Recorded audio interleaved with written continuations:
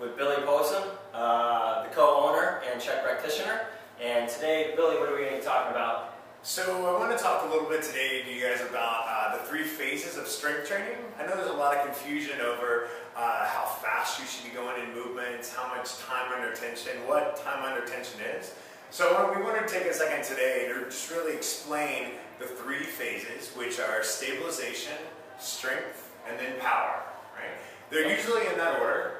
Right? Yeah. Actually, first up, the first thing that we always do with our clients is carry them through an assessment. Because that way you actually know what phase they should be training under in order to be at the right position for their body and the right strength level for their joints and their stability, right? So we do the assessment first. Yes. So based on that, we decide, okay, which of the movements do they need more stabilization work in, which need strength, and which need power. We can also combine the assessment with their goals and making that decision as well. Right? Yeah. So first phase usually for folks is heading into stabilization. So the stabilization phase runs anywhere for each exercise. You want to have a time under tension anywhere from 70 up to 180 seconds. So what is that? So you're going from like a minute, 10 seconds up to 3 minutes of holding a movement. The most common exercise that I would say that I give my folks frequently for stabilization would be a cobra. Because a lot of folks are kyphotic and stuck in a flex position in their upper body. So opening them up and actually retracting their shoulder blades, externally rotating their arms, and holding that for a goal of up to 3 minutes or that 180 seconds is a really common and usually a very needed stabilization movement. So once the stabilization phase, once they go through that, that usually can last anywhere from 6 to 8 weeks for folks. It really depends on their strength and how advanced they are in their exercising. What you do at the end of that 6 to 8 weeks, you assess them and see, okay, so have we, for example, for the cobra, have we repaired their kyphosis? Are they standing up taller? Are they actually able to fully retract and move fully through that range of motion? And if they are, then you can advance them up to the strength phase. So the strength phase, the time under tension actually is reduced. So it goes from 40 to 70 seconds in that phase. As you're going through the strength program, you could be going for just building strength. You could actually be building hypertrophy. You could be building what's called relative strength, where you're getting stronger, but you're actually not getting bigger in mass. So there are different ways that you can tweak your program in tempo, in rest periods, in reps or sets, in terms to really hone in on exactly what you have goal-wise for your strength. Cool. And how many repetitions would you say stability and the strength phase usually holds? You know, it's really a great question because a lot of folks, a lot of times will just focus on the reps and really not consider the reps and the tempo. So to answer your question, you want to have as many reps based on what your tempo is that lead you into an exercise lasting 40 to 70 seconds, that time under tension. So let's give an example. So we say we'll give a very basic push-up. Cool? Very easy strength phase. Let's try and get up to 40 seconds in that. So let's talk about the tempo a little bit first. So let's say you're going 2 seconds down, 2 seconds up in every single rep. So it's a 4-second rep. Right? So that means what's the minimum number of reps you would have to do to get that 40 seconds time under tension? We'd have to do about 10 repetitions. Exactly. Minimum 10 of a 2-2 push-up. Same thing in terms of how long the strength phase lasts. Yeah. Again, depending on the person, depending on their goals, their health, their history, and kind of their strength. My strength phases usually last anywhere from 4 to 6 weeks. Usually around 6 weeks is probably good for that. Again, leading into reassessment, looking at seeing if the formula that you used for those 6 weeks successfully increased their strength or increased their hypertrophy. And then based on that reassessment and their goals, trying to figure out if they're ready to go into the power phase. Cool. So power actually, Tobias, you were mentioning earlier, power is a phase that a lot of times people never head into. A lot of times they'll stay really slow in their movement, doing like anywhere from 4 or even 6-second reps and staying very slow and control their movement instead of actually heading into something where they're doing a 1 or a 2 second rep and jumping or moving very quickly. So power is just a phase that I always recommend. Look at the function of yourself or for the client to try and figure out what functionally does that person need to be doing at a power speed. Yeah. A good example I'd say would be an athlete is an obvious example, right? Looking at an athlete and looking at what kind of power they need in their sport and then doing movements that actually move quickly through those positions. Or even a housewife, right? A housewife or a mother playing with her child, she's going to go running across the park, so that's power, right? Yeah. So if your mother and you need some power, you need some fast lunges, some fast step-ups, maybe some fast single leg work. That's all going to be functionally built for that mother to head into the power phase as well. Yeah, that makes a lot of sense. So time under tension for the power phase is always going to be, or not always, but usually under 20 and sometimes under 10 seconds long, depending on how much intensity you're using in the exercise, meaning how much weight you're moving. If you're doing power cleans or clean and press or snatch with a ton of weight, 10 seconds max, maybe as long as that each exercise goes. If you're doing just squat jumps with body weight, maybe 20 seconds. Cool. So again, let's actually carry one movement through each of those phases, like a stabilization, a strength, and a power, and we'll go out on the floor and talk about tempo and reps a little bit. Okay, sounds good. Okay, so first up we want to walk you guys through the stabilization phase. Remember the idea on this one, time under tension is 70 seconds up to 180 seconds, right? So like a minute and a half up to like 3 minutes of time. We're going to move through each of the phases with different types and different levels of squats, so you get a clear idea of how to really use each phase with one movement.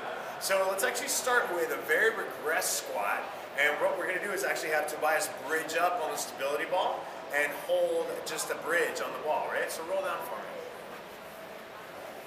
So remember, we're going for 70 seconds up to 180 seconds, right? So he's going to hold this, and we're just going to think about making sure he's driving through his heels, evenly firing through the heels, glutes, his pelvis is nice and flat in alignment, and then also firing a little bit of inner unit low abs firing too.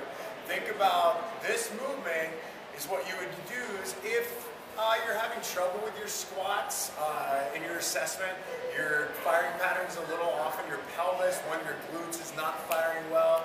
You would want to try and start at this phase and really get the glutes to fire evenly. So again, he's holding it for like a minute and a half up to 3 minutes. As you're going through this phase, you can also advance a stabilization movement while staying in the stabilization phase. So for example, let's have Tobias, he's in the center. Let's have him actually walk out a couple steps to the side. So he's doing the same thing. He's holding the movement for a stabilization phase. However, we're making it a little more difficult for him to have to maintain the square pelvis by taking his center of gravity off the side of the ball. Then the same thing, scoot out to this side. This would be a great thing to do in your stabilization phase after you sweep back through it a second time. So for example, if you started with stabilization, move to strength, move to power, then you come back to stabilization for another 6 weeks, this advanced movement would be a great way to continue working on your stabilization, but to tweak it and get a little stronger and more advanced in your movement. Okay, so let's talk about the strength phase a little bit. Remember, the time under tension for the strength phase is going to be 40 to 70 seconds. So the idea on this is we want to show you a squat, and we're actually going to show you how you can do 2 different tempos and tweak your reps and still stay in the strength phase. All right, so Tobias, let's actually do a 4-second rep for the first series, and then what I want you to do is a 3-second eccentric phase and a 1-second concentric, meaning he's going to go 3 seconds down through the negative movement and then 1 second through the flexion and the concentric phase of the movement. Cool? Okay. So it's going to be a 4-second rep, meaning we have to have a minimum of 10 reps to get into the strength phase. All right? So we're going to go 3 seconds down. So 3, 2, 1, and 1 up. Yep. Back down. 3, 2, 2. Rip back up. Boom. Try not to rest at the bottom or the top, right? If you're resting at the bottom or top, that's going to add time to the rep. Boom. Right down.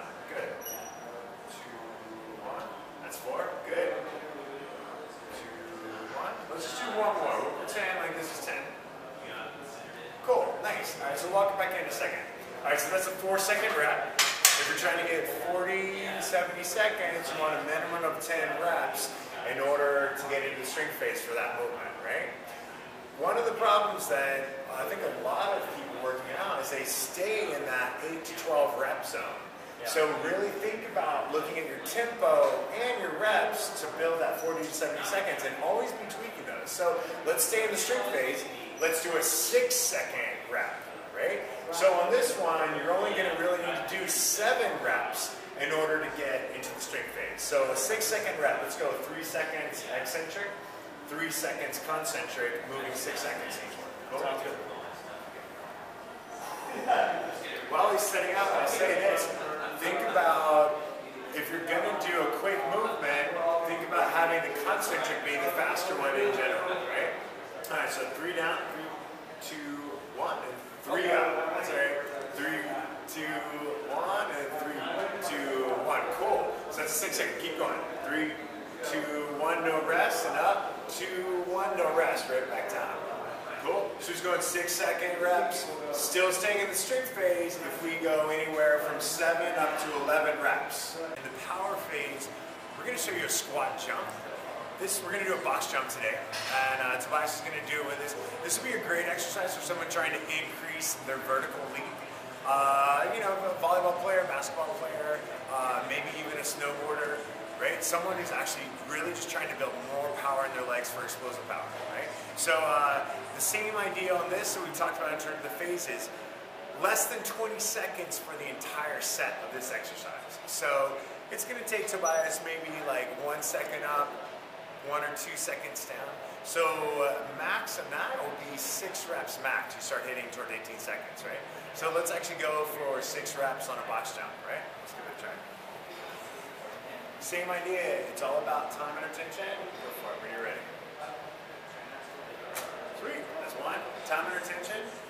3, 4, 5, 6, 7, 8, 9, 10 seconds. 10. 6, 5, 4, 3, 2, 1. Cool. And that's it. Right? So we haven't talked about this yet in terms of the power phase. The power phase requires the most rest. As you see, the power phase is usually going to be the thing that wears you out the most. So you want to give your body plenty of rest in order to recuperate. A lot of times that rest period for a power phase can be 2 to 3 minutes between sets. You really want to fully recover all of your muscle system, your neurological system. Everything is fully ready to go at 100% for the next set. All right, so we just wrapped up our 3 phases of training. It's stability, strength, and power. And we really wanted to get across the message that these phases are really important to look into so that we can go a little bit deeper into individualized training and, you know, working for the client and not just doing a little bit of this and a little bit of that and, you know, calling that training. So we wanted to get deeper. So wanted to thank Billy for having me over. So Billy, how can we contact you?